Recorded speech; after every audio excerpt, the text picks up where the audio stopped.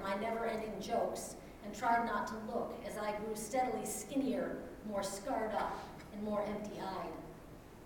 Gradually, this was the conclusion we all drew. I was one screwed-up kid. I had no better explanation myself. I did my best to hide the fact that it was getting worse by playing the wild child as well as I could. My parents did their best to tell themselves it was just radical adolescent turmoil.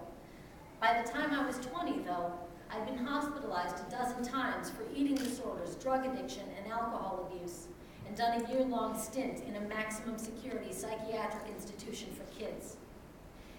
And at 21, in an extreme manic state, I slashed my arm with a razor blade so hard I hit the bone. I was not trying to kill myself. I did not want to be dead.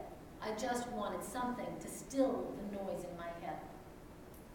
It didn't work, but the 42 stitches in my arm and the long purple scar made me painfully aware of just how far I'd wandered from the real world, the regular world, the world where normal people lived. And I wanted to be back there, normal and happy and healthy, more than I can even describe. I wanted desperately to finally be one of those people with the normal lives and the normal relationships and the normal everyday. I wanted to be better. I wanted not to be sick. So I kept pretending I wasn't sick. Well, these days I would have been diagnosed with childhood bipolar, full onset hit when I was 22, married, and living the kind of life I'd always dreamed I would. I had a husband, a house, a book deal. After the incident cutting my arm, I'd gone into a brief remission, and to my amazement and that of everyone around me, I had finally put a little distance between me and the crazy kid I'd always been. I'd finally proven, mostly to myself, that if I just tried hard enough, if I just faked it well enough, no one would ever find out the kind of stuff that was going on inside. I was certain that I'd built the kind of life that would keep the illness at bay. The husband would keep it away, or the house, or the book, the work that had always disguised it before, the work I did day and night when I was manic, and the work I couldn't even touch when I was depressed. But I didn't tell anyone that.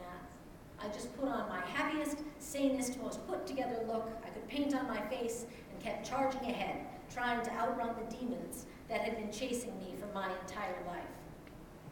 I'm going to read a little bit, because then I snapped. July 1997, 9 a.m. One hot, sunny morning, 3 months after I first hear the words bipolar disorder from a doctor, I am suddenly floridly mad.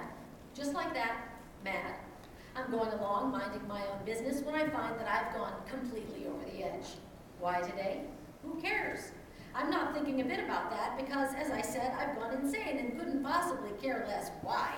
You don't wonder when you've just lost it how. You were going about your morning and now you're mad and you can't really remember what it was like before. You will never really remember. Your life breaks in half right there. Sure, I've been crazy before. I've been crazy all along. But this is different. This isn't mad as in moody. This is mad as in under the impression that I am God. I'm driving through the city. I'm speeding. It seems that I've had a good deal to drink to calm my nerves, for I am just a touch nervous. I woke up this morning and things were a little off. I went to the kitchen for a cup of coffee and stopped in the doorway. Glass covered every surface. I vaguely remembered throwing the coffee pot at my husband's head. There was blood on the floor. I checked my feet, which were covered with shallow cuts that were more or less painless. I wondered absently if they were really painless or if I was just numb. It occurred to me that I had to leave immediately, and I went upstairs to collect my purse and shoes. I made it as far as the car when I noticed that I wasn't wearing any clothes. Oh, for goodness sakes, I thought to myself, and went back into the house, shaking my head. I put on my blue-flowered sundress and then realized I really ought to shower, so I took a shower and stepped out soaking wet, my dress clinging to me, and then there was a fold in time, and now I am driving very fast. I'm downtown. I'm speeding through a parking lot, honking at nothing. I run inside a building and find I'm at my husband's place of work. I kiss everyone hello, despite their surprise. Perhaps they are surprised because I am all wet. And my husband calls Dr. Lenz and very kindly escorts me back to my car and sends me on my way. And it is very important to look good for an appointment with a shrink. It makes one look much more sane. And I am pacing in his office. Please sit down. Marya, really, would you sit down? Have you taken your meds? Are you suicidal? Have you been drinking? Does your husband know where you are? or did you drive here? No, you certainly cannot leave. Inexplicably, I'm in the car again. From out of nowhere, my husband is here and is driving, and I'm bouncing up and down in my seat. We're going on an adventure. We're going to California. I want to move to California, or New York. Let's move to New York. I find a bottle of vodka under the seat and drink most of it because I'm clearly a little agitated. It shouldn't be seen like this. It's a little embarrassing. And now we are at a hospital. Why are we at a hospital? My husband looks worried. I am sitting on a gurney and they are taking my blood, which apparently I don't care for because I bat them away and shriek that they are invading my privacy and this is still America and they can't just do whatever they want. Then, for no reason I can see, I'm being wheeled along a corridor. I say I can walk perfectly well and hop up and wheel the chair myself, though the person in the blue pajamas declines to get in, and they unlock a large door and we are in a safe place and they take my shoes. I sit here in the hospital room painted the shade of pink that is supposed to make people calm. I examine, enchanted, my feet in their blue hospital footies while someone speaks in soft tones to me and says, I am psychotic, but it's going to be all right. I put on my hat, unperturbed, and ask for some crayons. When the doctor told me I had bipolar, I should have sat up and listened. No such luck. When he said bipolar, I said, no thank you. Who wants to believe that they have an illness from which they'll never recover? Who wants to believe that this thing that has chased them so long will never, ever go away? Not me. Not anybody I know. It's a horrible feeling, being told that you're sick and are never going to get better. And that's what I and so many of us believe at first, that it never is going to get better. It's always going to be as bad as it's been. You don't realize then that it can be better, that you can manage it, that you can live a different kind of life. I, for one, just thought the doctor handed me a guarantee that this hell would never stop and would only get worse. So I ignored it. He told me I had to change everything I was doing. I changed nothing. He told me I had to stop drinking like a fish, working myself to death, sleeping not at all. I thought those were the things that were helping, the only things that were helping. And he's telling me to stop? Forget it. So I took his pills when I felt like it, when I remembered, when it occurred to me to do so, and I kept on living the way that I was. And it was just like it had always been. I went from teaching Shakespeare to huddling in my laundry basket afraid to leave the house, from holding court at martini parties to lying in bed in my own sweaty sheets for weeks on end. Once again, the dissonance between what I seemed to be and what I really was, between what I wanted so badly and what I actually got, became excruciating.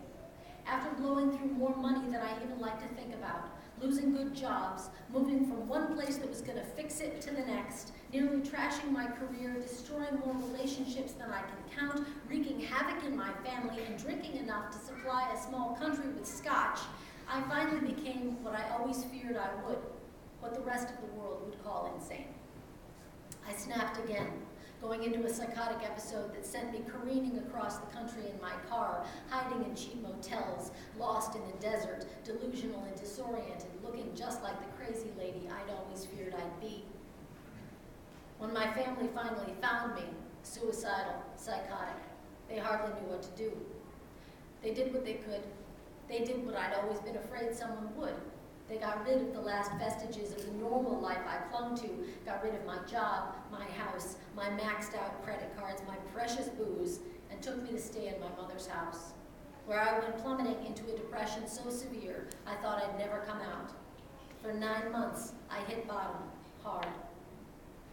And it was at the bottom that I did what I finally needed to do. I gave in. Gave in not to the madness. I don't mean for a minute that I gave up. No, I mean I gave in.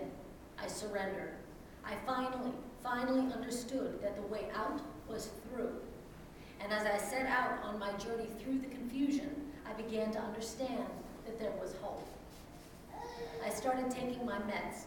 I stopped drinking, and I started living the way the doctors had always said I would need to live if I wanted to survive. And I wanted to survive. Wanted it so badly I could taste it. There's nothing like fear to motivate a person, and I was scared to death. But gradually, I began to get the hang of this life thing. I began to understand what living meant.